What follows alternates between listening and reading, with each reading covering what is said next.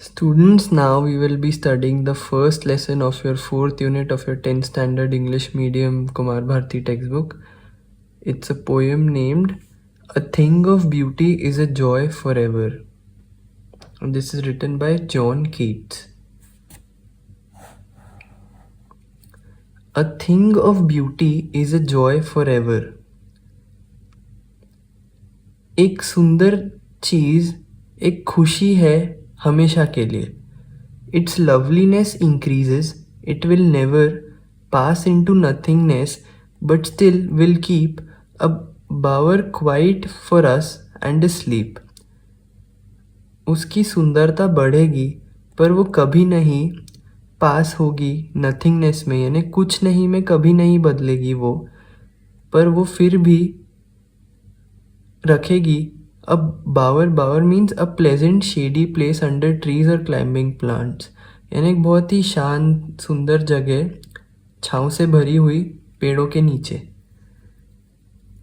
एक शांत छाँव से भरी हुई जगह को शांत रखेगी हमारे लिए. एंड स्लीप, और एक नींद. Full of sweet dreams and health and quite breathing.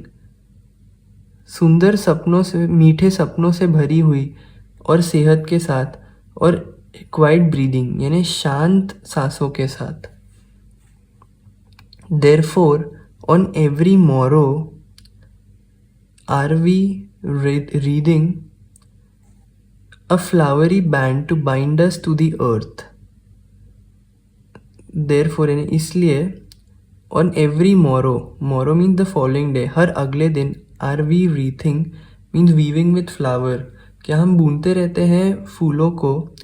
a flowery band to bind us on earth, एक फूलों से भरा हुआ बैंड जो हमें धरती पर बाइंड कर, धरती से बांध दे. Spite of despondence of the inhuman dearth. Spite of despondence means in spite of despair, यानी निराशा के बाद भी. of the inhuman dearth means shortage, inhuman shortage के बाद भी. of noble natures of the gloomy days. of noble यानी बहुत noble natures के साथ भी, gloomy days के बाद भी.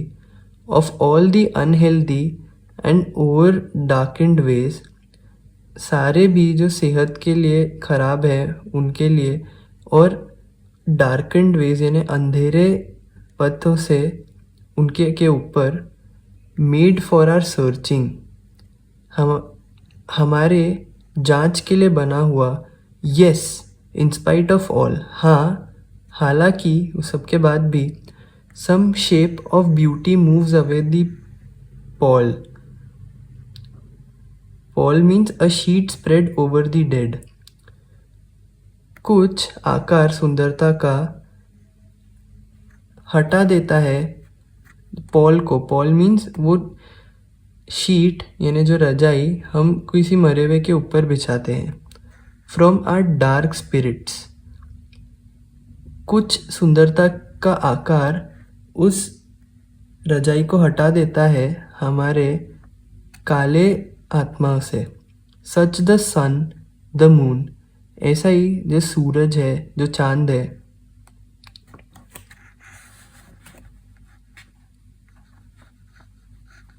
Trees old and young sprouting a shady boon. पेड़ बूढ़े और जवान, स्प्राउटिंग यानी जन्म देते हैं एक छाँव से भरे हुए बून को. बून मीन्स एक त्योहार को. For simple sheep and such are daffodils, और ऐसे ही सिंपल यानी सादे भेड़ियों को. एंड सच आर डैफोडिल्स, और ऐसे ही होते हैं डैफोडिल, फूल होता है पीले रंग का. With the green world they live in, उस हरे दुनिया में जिसमें वो रहते हैं. And clear reels, reels mean streams यानी पानी के झरने, और एकदम साफ झरनों में. That for themselves a cooling covert make, और वे उन्हीं के लिए एक बहुत ही ठंडा कोवर्ट बनता है. Gains the hot season the mid forest break, gains उस गर्मी के मौसम में उस जंगल के बीच के ब्रेक में, ब्रेक मीन्स फर्न्स, ब्रेक यानी जो छोटे जंगली पेड़, rich with a sprinkling of fair musk rose blooms, यानी रिच मीन्स भरा हुआ, एक sprinkling fair musk rose blooms से, यानी रोज यानी कमल नहीं, वो लोटस होता है।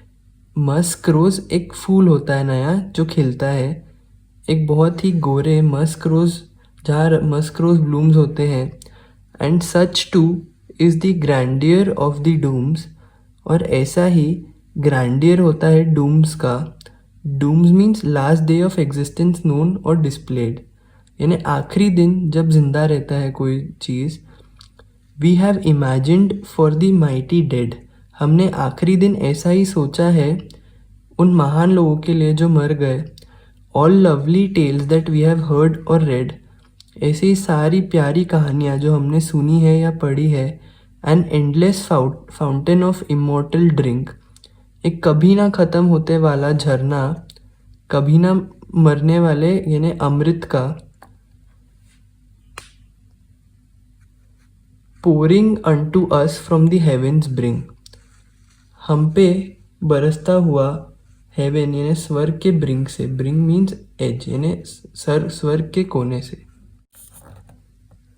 Nor do we merely feel these essences for one short hour, no even as the trees, हम कम से कम इन्हें एसेंसेस को फील भी नहीं करते, एक छोटे घंटे के लिए भी नहीं। जब पेड़ है, that whisper round a temple became soon, जो पेड़ है वो शांति में एक राउंड, एक मंदिर जो बनने वाले हैं जल्दी से, यानी जो पेड़ हैं जब वो शांति से हमें बताते हैं कि वो कट के एक मंदिर बन जाएंगे।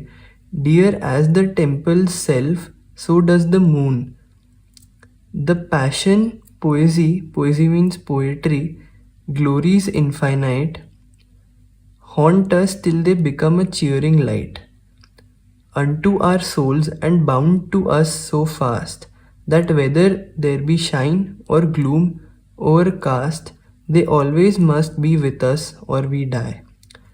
जो पैशन से भरी हुई जो पोएट्री है वो कभी ना ख़त्म होने वाली इनफाइनाइट ग्लोरी को जताती है, हमें हॉन्ट करती है जब तक वो एक रोशनी नहीं बन जाती हमारी आत्माओं पे, और हमें जोड़ देती है इतना जल्दी कि